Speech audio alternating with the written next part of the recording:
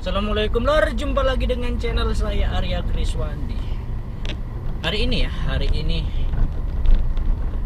hari Selasa tanggal 13 September 2022. Saya ini sedang jadi kurir. Sedang dapat orderannya Grab Express, kirim barang lah. Ini hari ketiga sejak kenaikan harga Pertalite di hari Minggu tanggal 10 kemarin. Nah, kenaikannya sekitar 7-12%. Anggap aja rata-rata 10% lah. Ngaruh enggak? Kalau ditanya soal ngaruh apa enggak, sebenarnya enggak terlalu berpengaruh jika dibandingkan sebelum tarif online naik. Tetap ngoyoh, tetap berat seperti tarif taksi online belum naik. Ya karena perbandingannya lumayan. Pertalite naiknya sekitar 30-an%, sedangkan tarif transportasi online naiknya cuma 10%. Ini bukannya nggak bersyukur ya lur ya. Bukannya saya nggak bersyukur dengan kenaikan tarif taksi online, tetapi ya gimana lagi, soalnya gini loh. Soalnya kita transportasi online, modal utamanya kan bensin, Pertalite ya, dalam hal ini Pertalite. Jadi kalau diperbandingkan langsung, kenaikan Pertalite naiknya 30%, sedangkan transportasi online-nya cuma naik 10%, itu tidak akan sangat berpengaruh. Grab biasanya naiknya Grab sebelum kenaikan itu tarifnya sekitar 2.900 sampai 3.000 per kilometernya. Setelah kenaikan ini menjadi 3.200 sampai dengan 3.300 per kilometer. Tetapi sebenarnya kalau dirunut-runut ke belakang, per kilometer 3.300 itu sebenarnya tarif dahulu jauh sebelum pandemi. Saat ada Uber terus hengkang dari Indonesia, merger dengan Grab.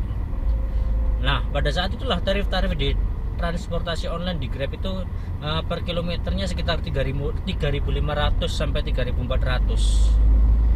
Itu waktu itu persaingannya masih dua aplikasi aja, antara Grab dan Gokar.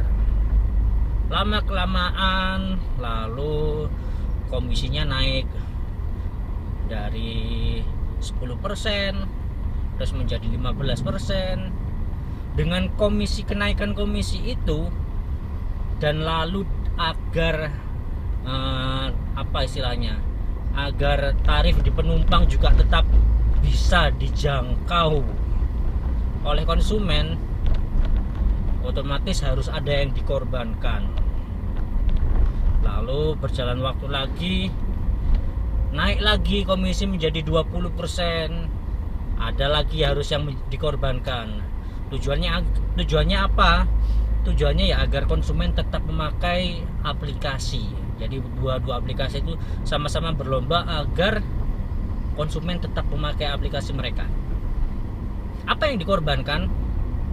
Nah, ini sebenarnya satu hal yang ya bisa dibilang licik lah dari aplikasi-aplikasi itu. Dua aplikasi ini dengan menaikkan komisi, tetapi tetap menjaga agar tarif tetap murah dan tetap terjangkau oleh konsumen. Yang dikurangi adalah harga per kilometer dari driver. Kalau dulu per kilometernya itu sekitar 3.500 sampai 3.400. Nah, sekarang sesaat sebelum Pertalite naik ya, sebelum kenaikan transportasi online, itu tarifnya menjadi 2.900 sampai dengan 3.000 per kilometernya. Coba dikurangi, hampir dikurangi 500 per kilo. Itulah akal-akalannya kedua transportasi online itu. kalau dibuat perumpamaan, kita noko lah, katakanlah buka toko, jangan noko lah, katakanlah jual nasi goreng oleh karena banyak persaingan, kita bisa menurunkan harga.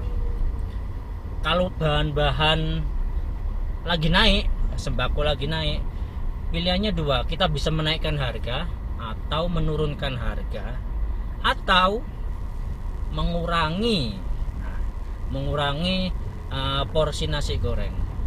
Kalau menaikkan harga, otomatis nanti konsumen akan pindah ke nasi goreng yang lain. Hal paling logis, hal yang paling sering dilakukan oleh penjual nasi goreng adalah mengurangi porsi. Biasanya yang penuh satu piring menjadi katakanlah 3/4 piring lebih dikit dengan harga yang sama. Nah, yang dilakukan oleh aplikasi adalah seperti itu. Tapi masalahnya mereka mengurangi harga itu bukan pada komisi, bukan pada keuntungan mereka, tapi mengurangi jatah kita per kilometer yang dulu 3.500 menjadi 3.000. Itu jeleknya.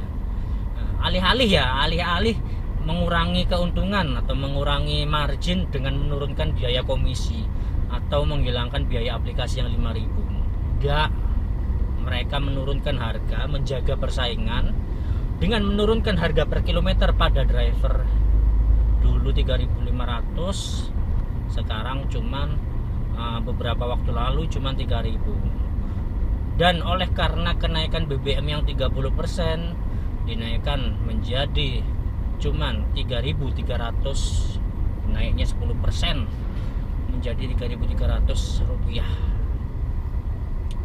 Tarif 3.300 rupiah per kilometer aplikasi Grab dan Gokar itu sebenarnya adalah, kalau dibandingkan 4 aplikasi lain ya, itu sebenarnya adalah harga yang normal untuk aplikasi InDriver dan Maxim. Aplikasi InDriver dan Maxim sebelum kenaikan harga transportasi online per kilometernya kurang lebih segitu, 3.300, 3.200. Ya memang beberapa kali pernah harganya 3.000 per kilometer Maxim maupun InDriver, tapi itu jarang sekali. Saya lebih sering di InDriver ataupun Maxim itu per kilometernya sekitar 3.300. Dan sekarang karena kenaikan harga transportasi online itu yang sebesar 10%, Grab dan Gokar sudah naik 10%. Dari 3.000-an menjadi 3.300. Tetapi Indri dan Maxim kayaknya cenderungnya sehari kemarin dan hari ini kayaknya tidak naik tarifnya. Per kilometer tetap segitu. Oleh karena mereka tarifnya sudah segitu sejak sebelum kenaikan transportasi online. Jadi ya mereka tetap menjaga harga seperti semula, harga sebelum ketetapan naik dari pemerintah. Ya tujuannya yaitu tadi agar mendapatkan konsumen. Persaingan antar aplikasi seperti itu beratnya, kejam. Lagi-lagi driver yang jadi korban. Lalu apalagi ya Lur ya, saya mau sambat apa lagi ya, sudahlah, sambat itu aja dulu. Bingung ya mau sambat ke siapa. Soalnya postingan saya beberapa hari lalu tidak pernah di ACC di grupnya paman, di grupnya Facebook, di grup sahabat, grup Facebook sahabat Grab itulah, tidak pernah diposting.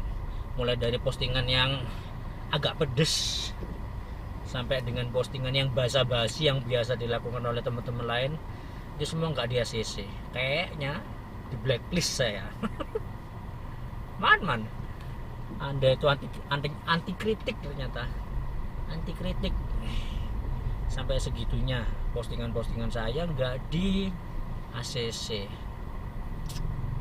Ya wes lur, itu dia sambatan saya hari ini di video ini tentang kenaikan transportasi online yang itu sebenarnya akal-akalan aja, yang itu sebenarnya mengembalikan ke tarif semula yang dulu di awal-awal transportasi online. Naik, sebenarnya nggak naik, tapi kembali ke tarif yang dulu. Begitu ya wes lur ya. Ya kalau teman-teman, kalau dulur-dulur punya unek-unek, punya sambat, atau punya pertanyaan apa aja tentang dunia transportasi online, tulis aja di kolom komentar. Ya wes lur, sampai jumpa.